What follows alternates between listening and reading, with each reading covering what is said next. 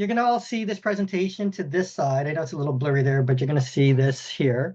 I'm not your typical presenter. I kind of like to have fun, crack some jokes. You're allowed to laugh quietly. I will not know if you're laughing or not. That's okay.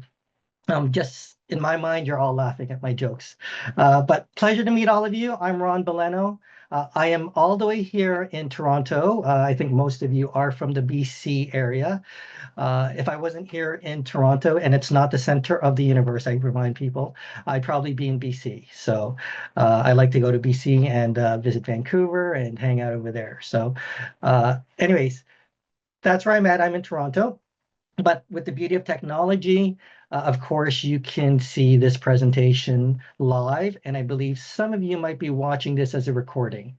So you're going to get the benefits either way here. Okay. So today's presentation, I'll present for about, let's say, 30 to 45 minutes. That's my target. Leave room for Q&A. If there's a question that I see in the chat, or if Carissa sees something that might make sense for me to answer at that time, there's no rules that it has to be at the very end. So just keep that in mind. You can pop in the questions throughout here. Okay. So today's presentation is called The Evolving Role of Technology in Dementia Care. Okay. Okay. Oh, hang on here. Oh, sorry. Hang on. This, I think I started this too late. You're going to see this go back a bit here. Okay, there we go. Okay.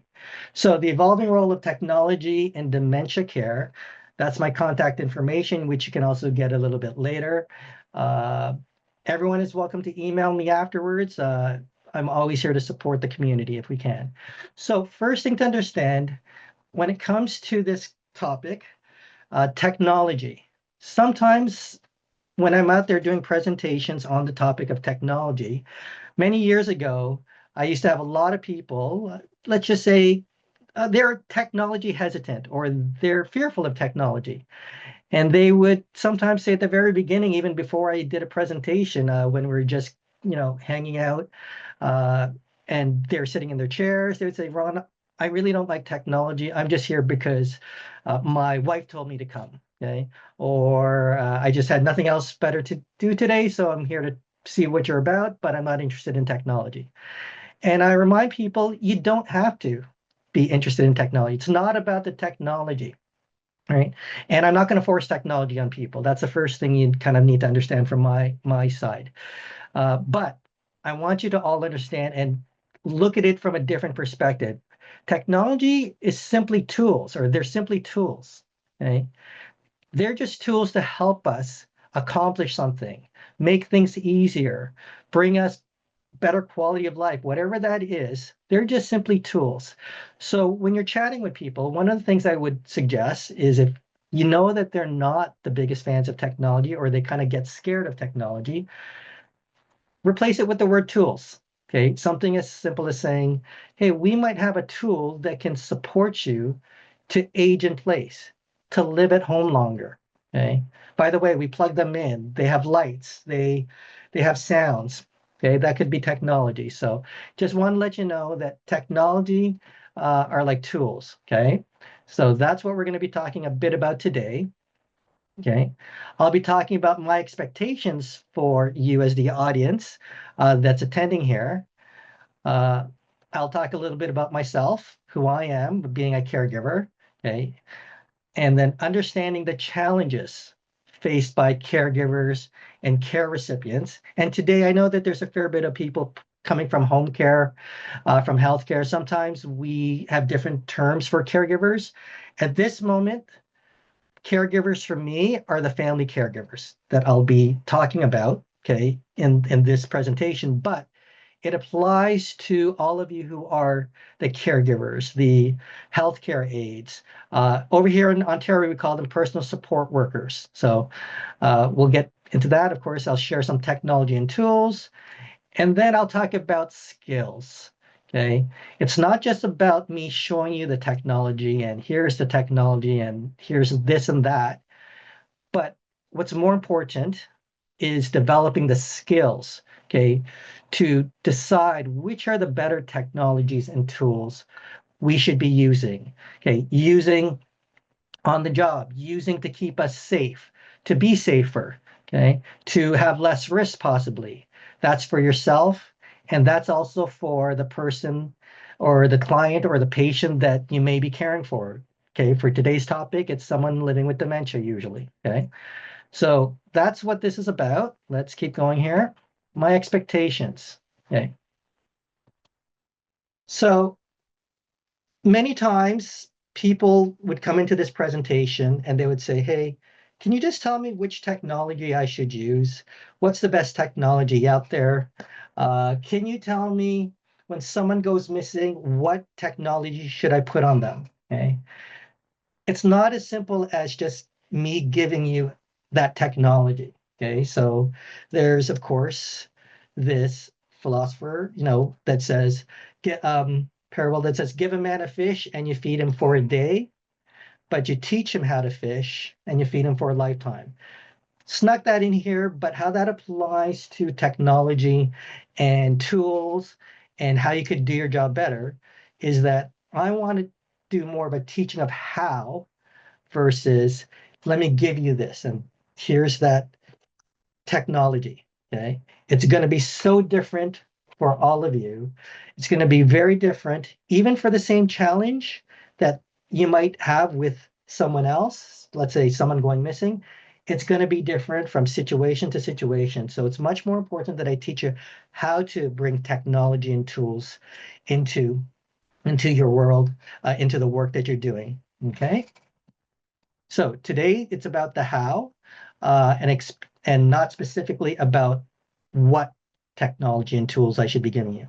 Okay, but I will. I'll give you some whats. Okay. Uh, Want to let you know who I believe is in this audience today and who will be listening because of uh, this presentation specifically. I believe it's going to be some caregivers, family caregivers, paid caregivers. That falls into healthcare workers in continuing care. Some of you are long-term care aides working in a long-term care facility or home. There's healthcare assistants, community support workers, home support workers, and everything around that. Okay, so I'm sure some of you play this role.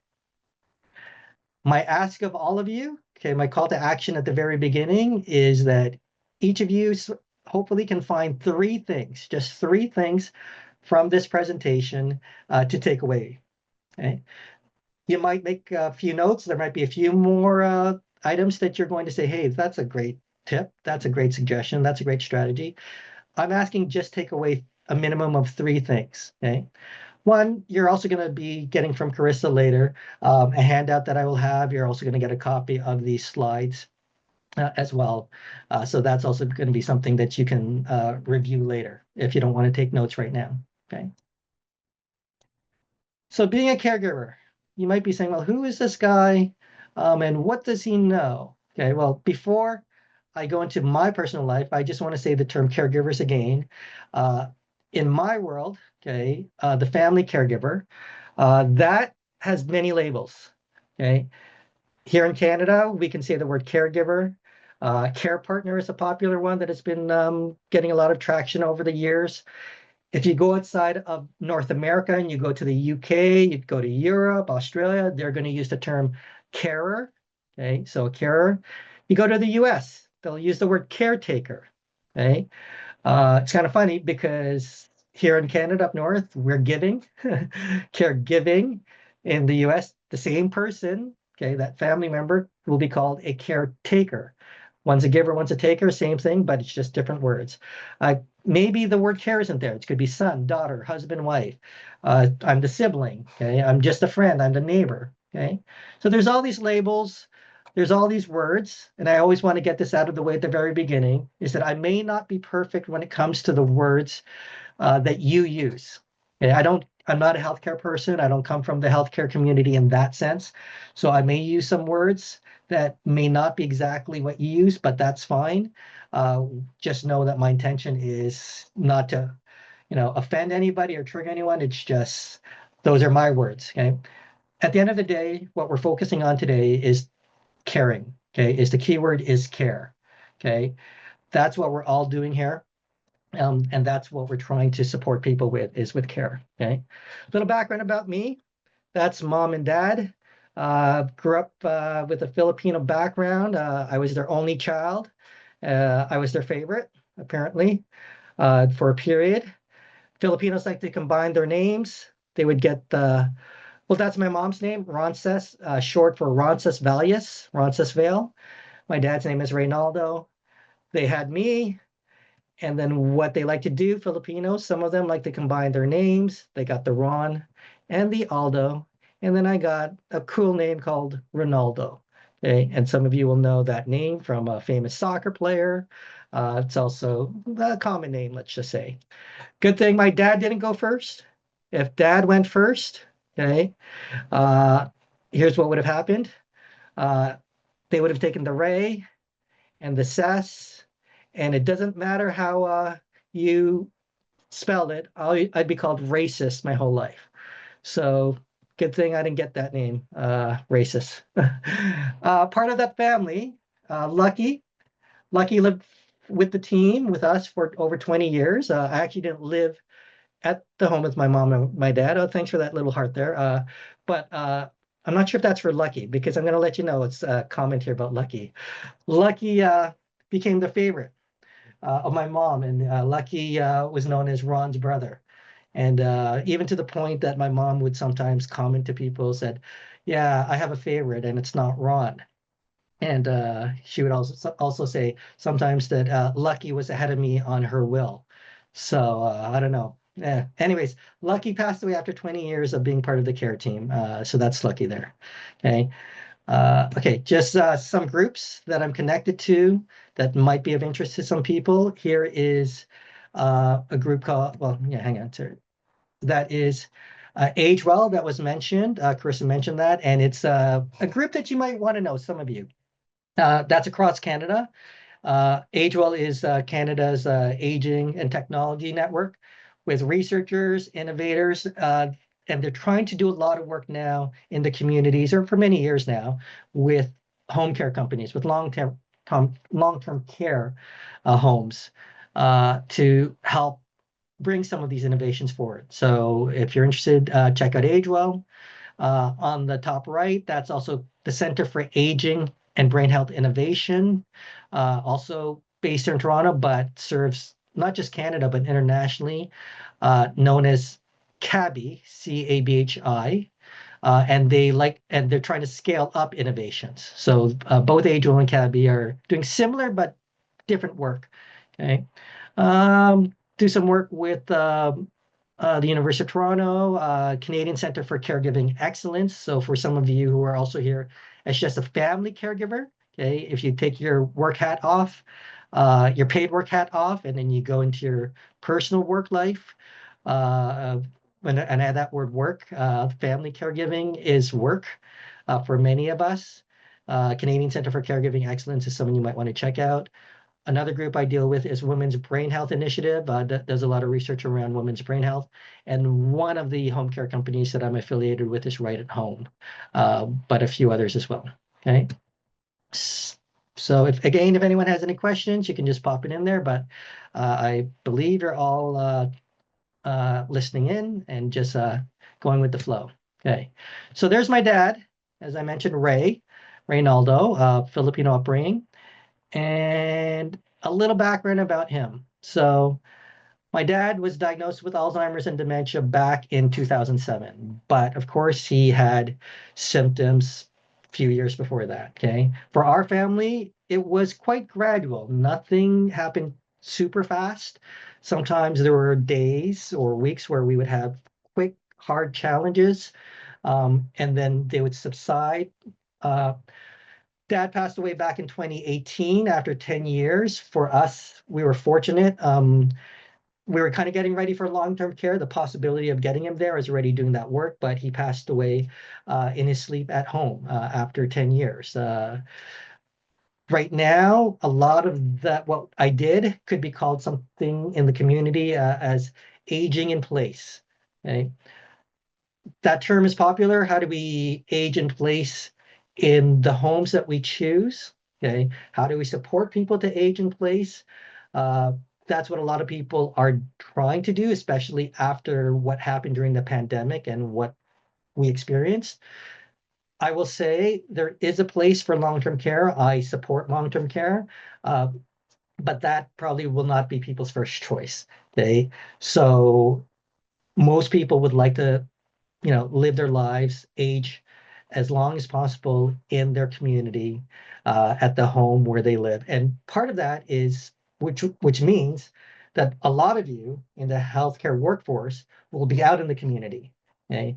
And you're going to be driving here and there. You're going to be going to people's homes. You're going to be uh, watching them in many ways, which adds a lot of variables and risk to your safety. So coming back to the safety piece, we need to try and make sure many of you, okay, are operating and working more safely if we can create that. Okay. Before I forget, I forgot to mention earlier, even though many of you are investing your time right now to come to this session or watch the recording, my ask of you as well is to go and share a couple of these tips with your community, with your colleagues. Okay.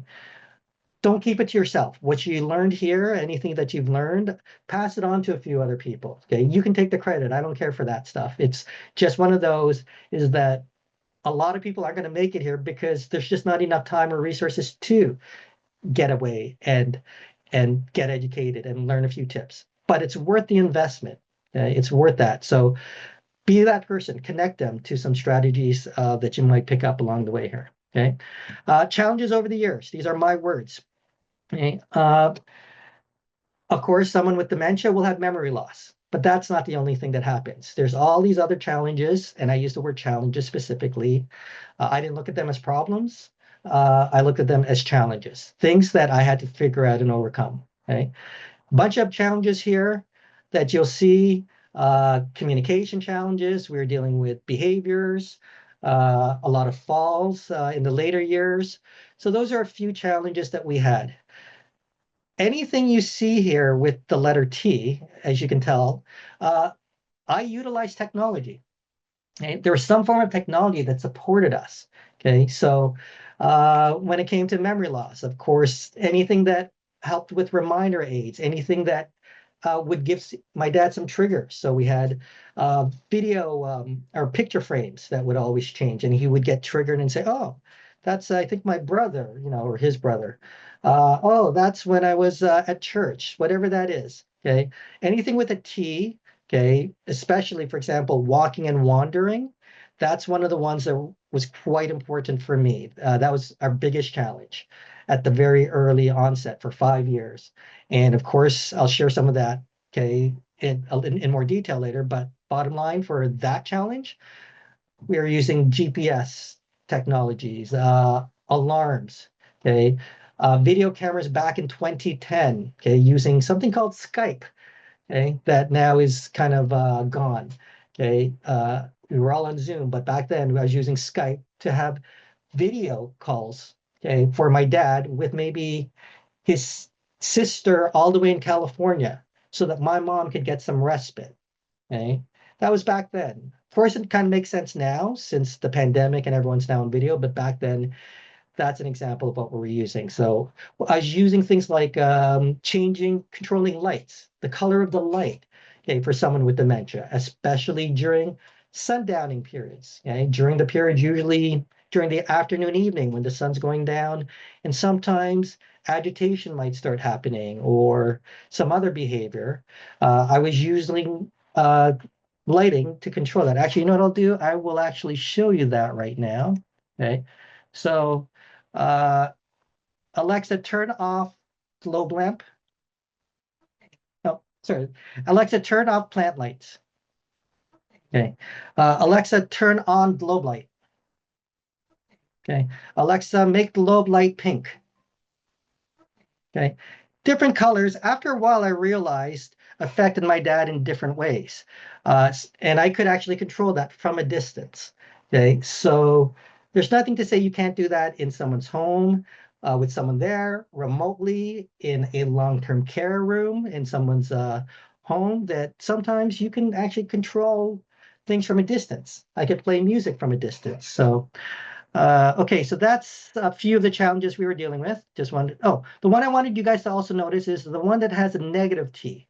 Okay, time and place concerns. So I flagged that one there for you guys. Okay, that's not actually technology that we were using. We actually removed old technology that we realized was triggering my dad.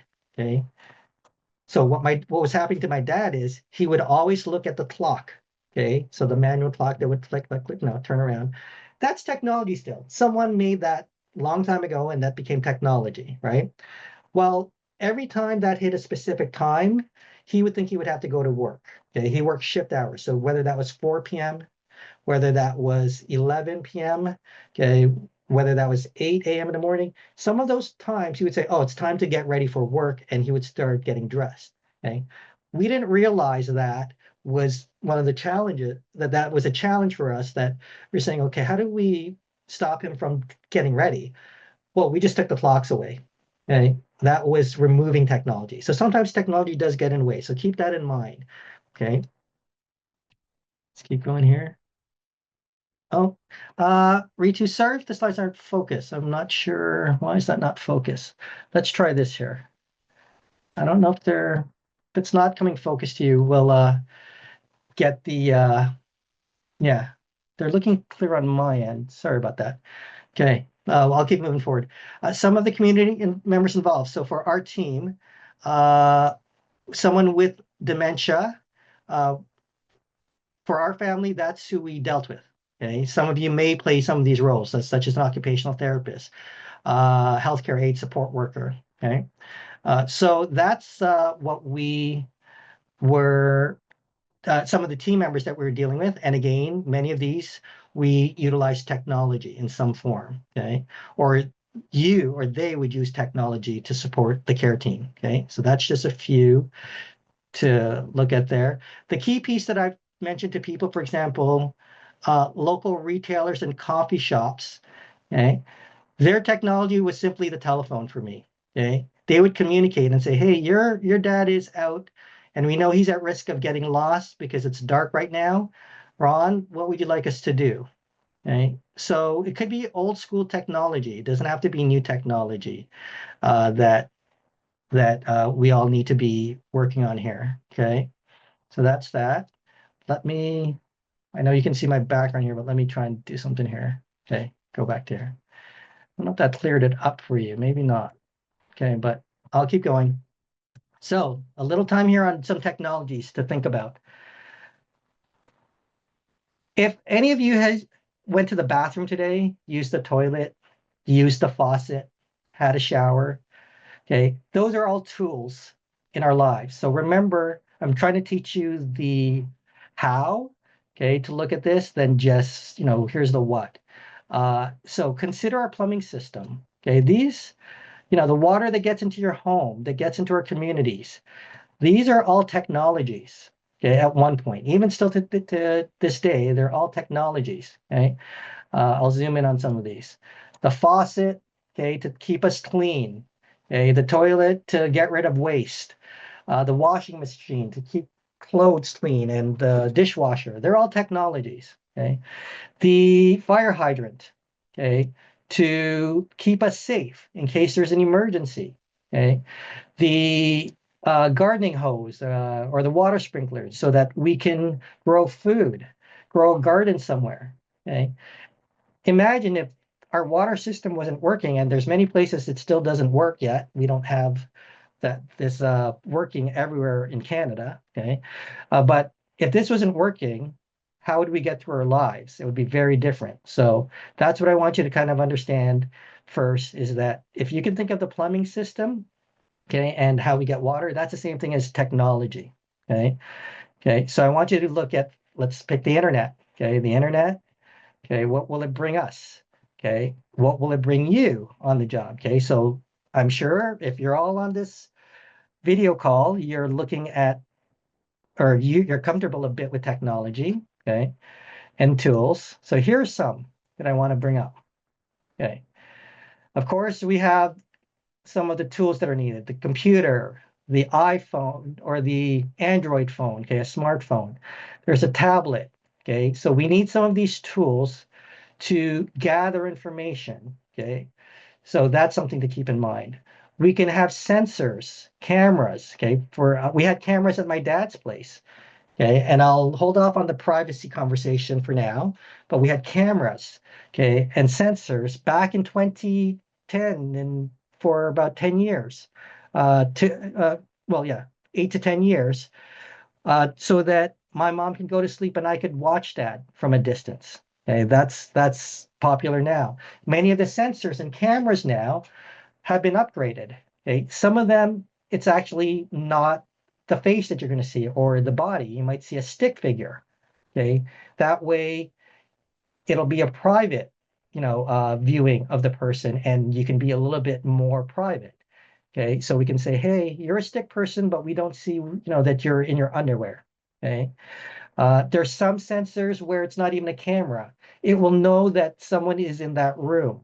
Okay. So that if someone's moving back and forth a lot, that might be a trigger to say, hey, that person is getting anxious. Maybe we'll send an alert to the caregiver or the team, the care team, and they can be aware, okay, of this person getting a little anxious. Or maybe that person didn't move a lot and a lot of data is being collected to say, after a few days, this person is not moving as much as they're usually moving, which could be a sign to act sooner than later. Okay. There are there's this thing called virtual reality, augmented reality. Yes, the goggles are huge still. They're getting smaller, and in time they're going to get better. Okay. But that's an example of uh, a lot of people with dementia and their caregivers using virtual reality to, for example, just escape, okay, or have some triggers of past memories that they might enjoy. Okay, so that's called reminiscence therapy. Okay, so you could get that from a TV, of course. You can get that from looking on a tablet. This one is a very different experience. If you've not experienced, try and give it a shot. It's not for everybody, but for some people, there are a fair bit of people with dementia that get excited to kind of travel the world, okay, and say, "Oh my gosh, I'm, by the beach in some country." Okay, so that's that there. Uh, there are wearables, okay, wearable technology. There are ones that you put on the wrist, but many times someone with dementia might take it off. Some won't.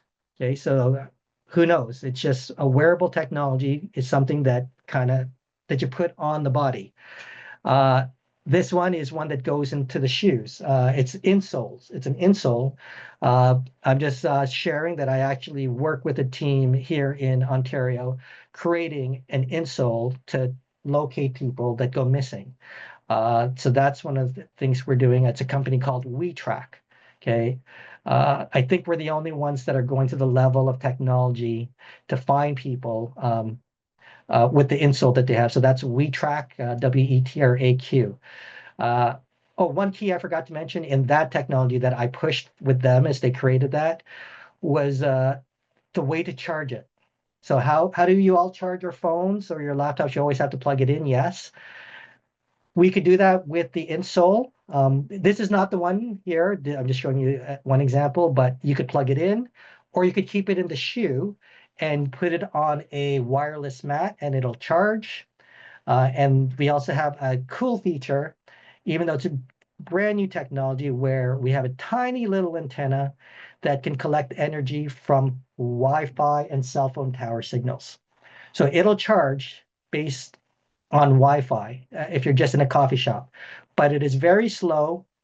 It might take 10 hours to get 1%, but that still matters. In if someone's missing, that 1% can turn back on and help someone get an update as to where's Ron's dad. Maybe 10, 15, 20 hours later. Oh, this is where he is. Okay, so we have smart devices. Okay, you saw me use that a few minutes ago to turn on some lights. Okay, we can use it to ask questions, to entertain, to play music, okay? To communicate from a distance. A lot of people don't know that you can call into some of these devices from a distance. Okay, call in or video call in as well. Okay, so these are just some of the popular ones, Google and Alexa. Uh, Locating devices, GPS, Bluetooth. This one was the one we used on my dad back in the day uh, to keep him safe. We had two of them. He had a good habit of taking his keys with him. So we would always have one set of keys in his jacket as an emergency, just in case he forgot to put it in. But most of the time, he would put a set of keys in his jacket and lock the door. And that's where we were fortunate with GPS devices. This is one company, I believe they're out of Alberta, but there's many tracking solutions out there.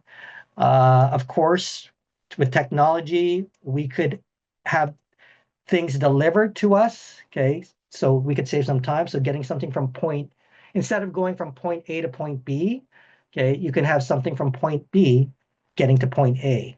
Okay. So I could have something delivered now to my dad if I need to. He doesn't have to do the work. It could be me, the caregiver or the care team. Okay. Some of you are probably already doing that to this point. Let me speed it up here a little bit here. There's door chimes, door sensors. One of the biggest concerns with someone with dementia is something called the silent exit, when they would leave the room quietly or leave the safety of the home. And unfortunately, I do know a few families where it ended up in tragedy, where the person was found deceased just outside on a winter day because they got confused and they exited the house and didn't make it back in. Okay, so those are stories that are happening. As I mentioned, controlling the environment, lighting. Uh, you can do that now with a lot of technologies, knowing which color of lighting, the intensity of the lighting, the brightness. Okay, so that's a big piece. As I mentioned, ordering, this is common to many of you already, ordering stuff.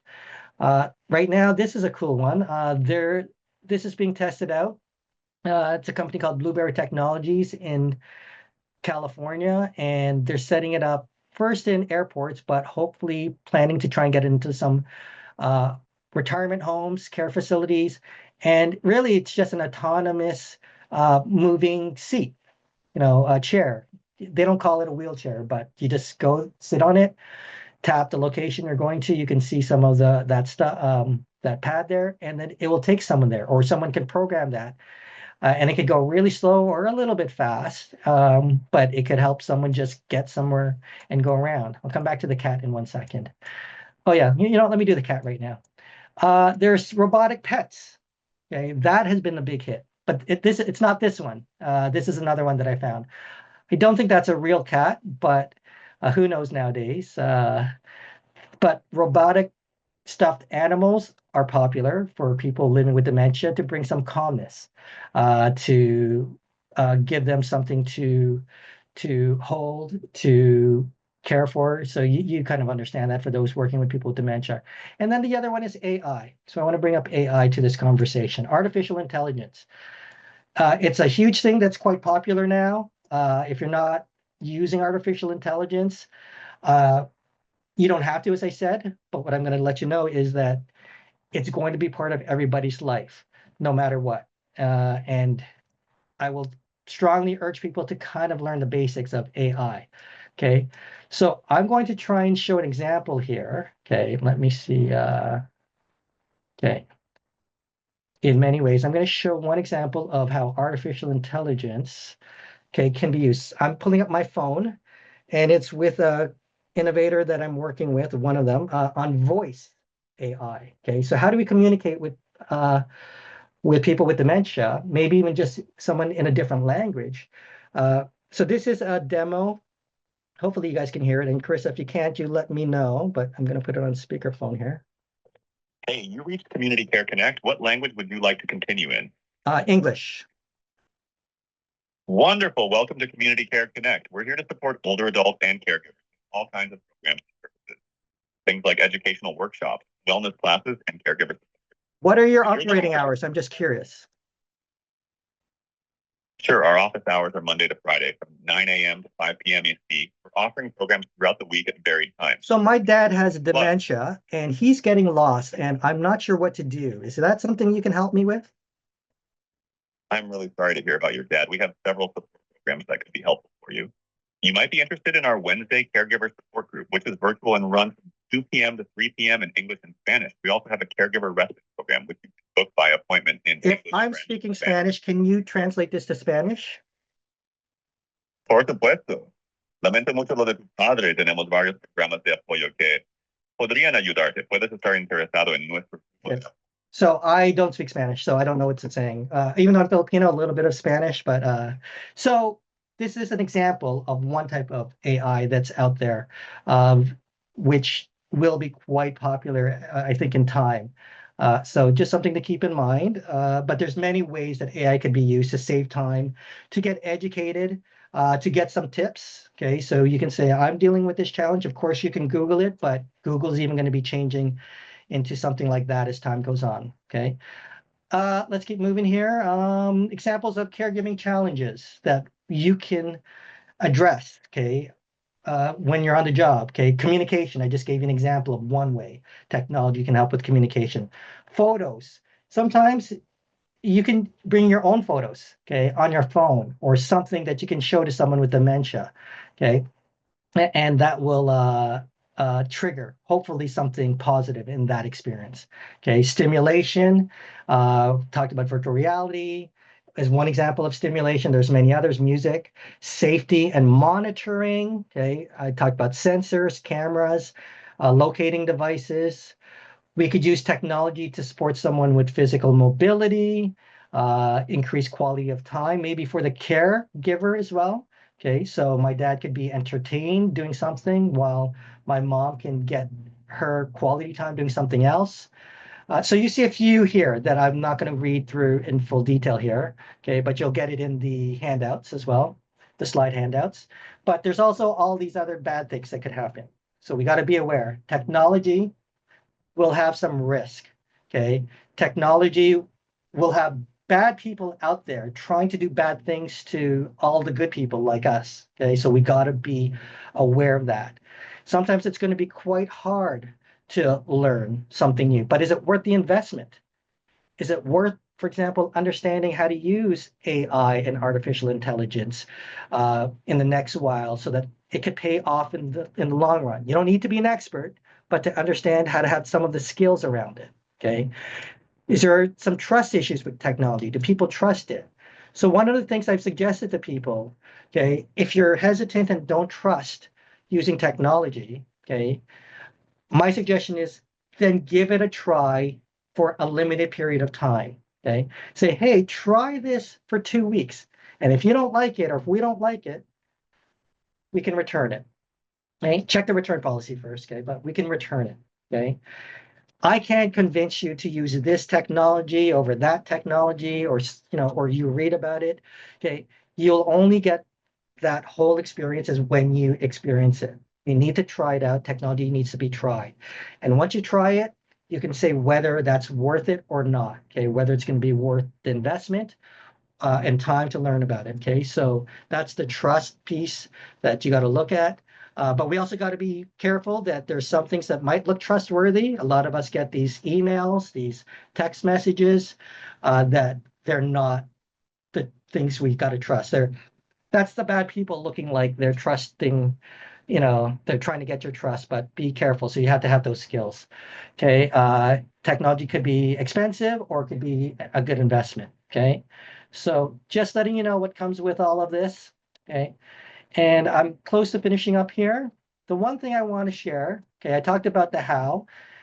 I share this across the board, not just with the healthcare community, the healthcare workforce, but this is for everybody.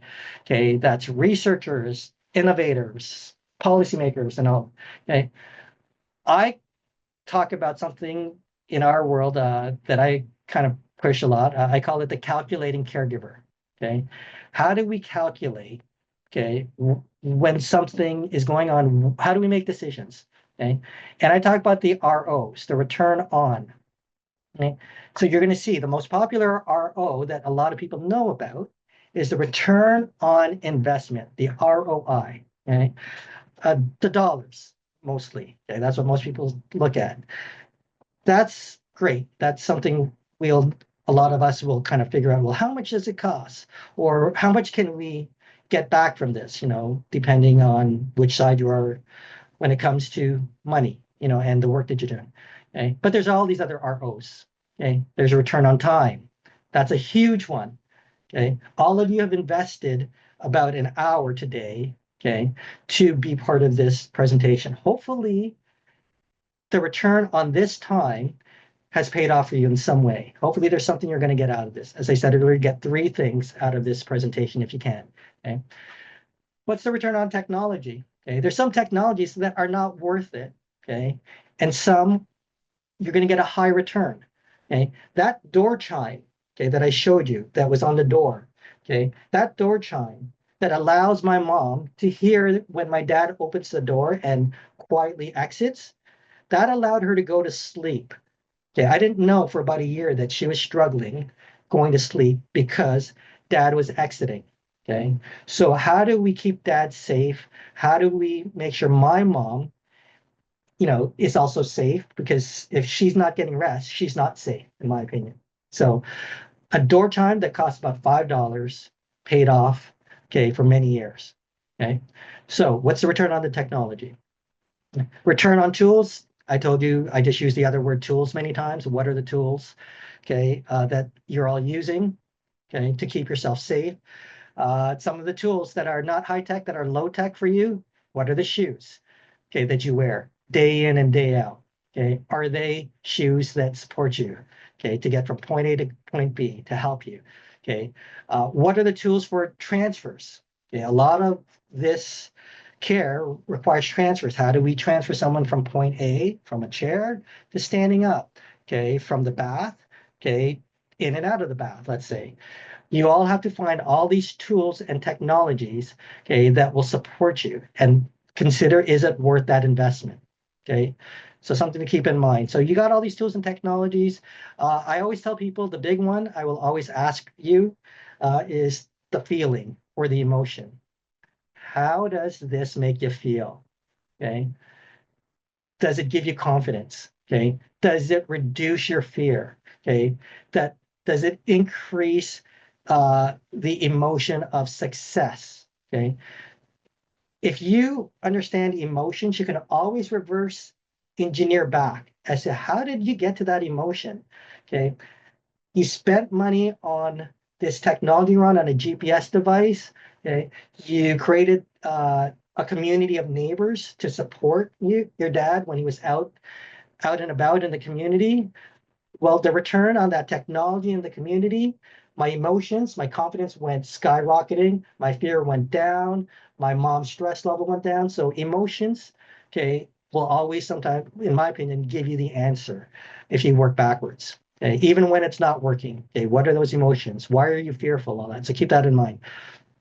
Return on quality of life. Okay, so what's the quality of life that you get from technology and tools, or however you work these investments and algorithms? Okay, return on someone's values. If you are an occupational therapist, I think there's a term called energy conservation. If we don't need to do 10 steps, can we do it in 8 steps? Okay. Can we do it in 7 steps and get the same results? Okay. So return on blank, you fill it in. Okay. It really depends on your situation. Okay.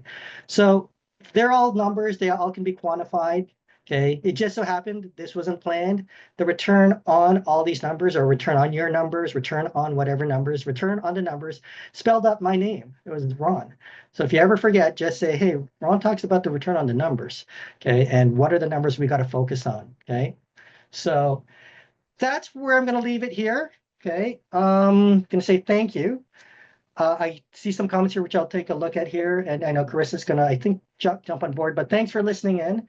Apologies if it looked blurry. But again, you're going to get some, clear images afterwards. And hopefully you were able to get at least 3 things from this talk to this point. Maybe you'll get one more in the Q&A there. So thanks again for listening in. And Carissa, I think if you want me to just go into this, or yeah. Yeah, so if you have any questions for Ron, please drop them in the chat. I see someone has already commented that they work as a nurse in long-term care and they have families that use cameras to check on their loved ones, but there are times where there's abuse of technology. So if you want to speak on that.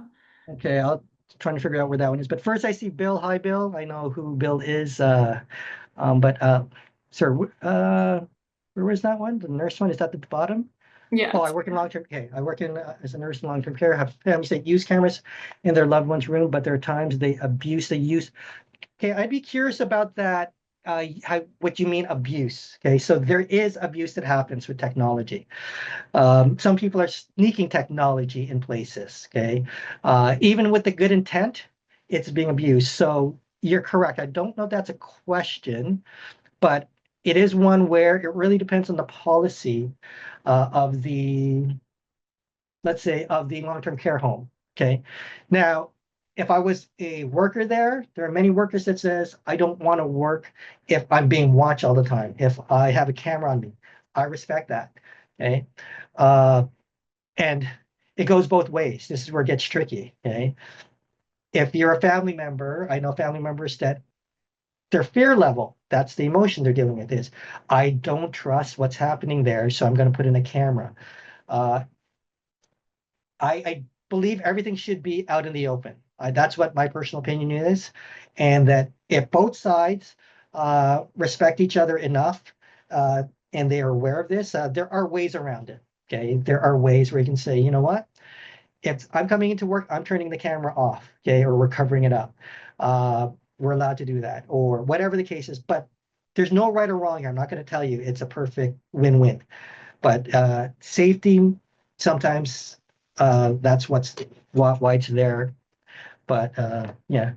Uh, Anything else? So thanks for the comments here, everyone. I'll feel for the past 35 years. You know what? I'm going to bring one back to the camera. So we had cameras even in my dad's place, and this was in the home. I made sure that the home care company that we were working with and the personal support workers here in Ontario that would come in, he said, just so you know, we have cameras here, but it's actually not for you. It's actually when dad's on his own. And I said, what would you prefer? Do you want us to cover it up or turn it off while you're here? Some of them said, yes, please. Some of them says, oh, I don't care, Ron. I'm not worried about that. Okay. That's how we did. That was back in, I don't know, 2010 to 2017. That was back then. So a lot of this has to be communicated. I'm concerned for some people who put, let's say, a GPS device and sneak it on the person they're caring for. Okay, there have been families that sneak a GPS device, a locating device, and yeah, it's someone with dementia. Safety sometimes is a priority, but we also have to remember their rights. Okay, the person we are caring for, their rights. Many times it's they have the right to live with risk. Okay, and it depends what we define risk is. Okay, there's that line when we cross over. It's too risky or not. So a family would put that on the person they're caring for. So one family did that on their dad, and here's what happened.